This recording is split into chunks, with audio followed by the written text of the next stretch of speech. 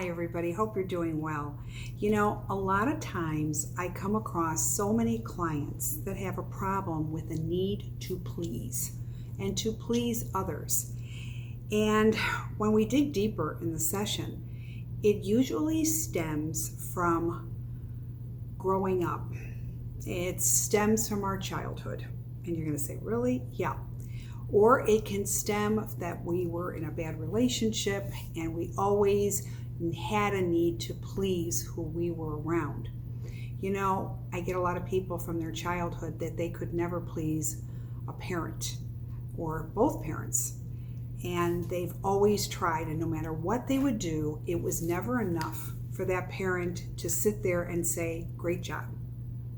Then I get people later in life, they get married or they have a spouse, and no matter what they do, it's never good enough.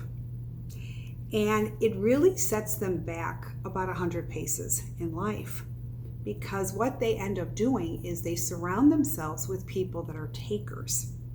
Now you're going to say, why? Because subconsciously they don't realize it, but they surround themselves with the very same thing that always got in their way. And it's their need to please. So if they please strangers or people that are around them now, and if they could get to them in a way where they are accepting of who they are, it eases the hurt and it eases the burden for what they've always gone through. So when you look at this, you can say, okay, this kind of makes sense, because everybody in my life, it's always somebody that I need to please. But you have to stop and ask yourself, why are you surrounded with people that are takers? That's the question. And when I sit with my clients, I will sit there and say, because you are trying to fill a pothole that was never filled. And this is something that if you get it from somebody else that's so difficult, it might ease the wound within you. So I always say to people, when you finally figured this out, the need to please is really not that important with the wrong people. Not everybody's going to like you. And I tell people, as long as you don't do things that are hurtful, you can put your head to the pillow at night and you know that you didn't do anything wrong. Some people are just not going to like you no matter what. And you're going to say, really? Yeah, they're just not. And when I say that, it means that. The more you give, the more people will take. I say this all the time. And I thoroughly believe that. So you want to redirect who you're giving it to. And then you need to stop and ask the people that are around you, that are the takers, is it important if they don't accept you?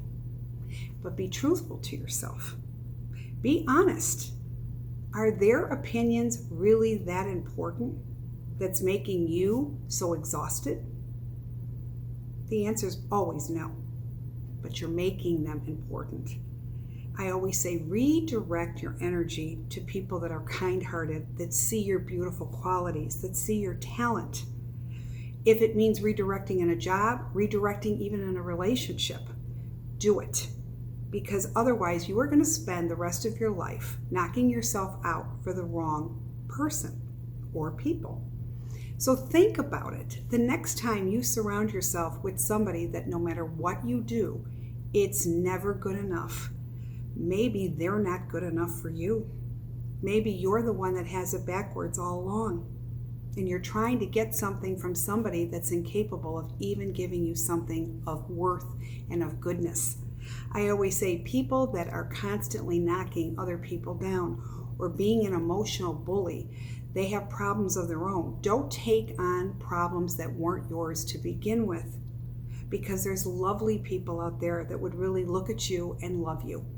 So when you finally get to that level and that degree, then you start seeing everything change for the better. Be mindful, and I use this word a lot for years. Be mindful of your thoughts, be mindful of your direction, and be mindful of who you're giving your energy to. Because 9 out of 10 times, if you're not feeling whole, you're not feeling loved, you're not feeling complete, you feel drained, you are giving it to the wrong person. So it's food for thought. I hope this has given you not only food for thought, but a seed that's planted in your mind. Be mindful of the people you are surrounding yourself with, because I'm telling you, there's a lot of takers in this world. And I always say, you give to takers that give back. You don't give to takers that run. Remember, everything's a yin and a yang with a good relationship and a healthy relationship. But it starts with you. So you are the one that's in power of letting go of the energy vampires, I call them.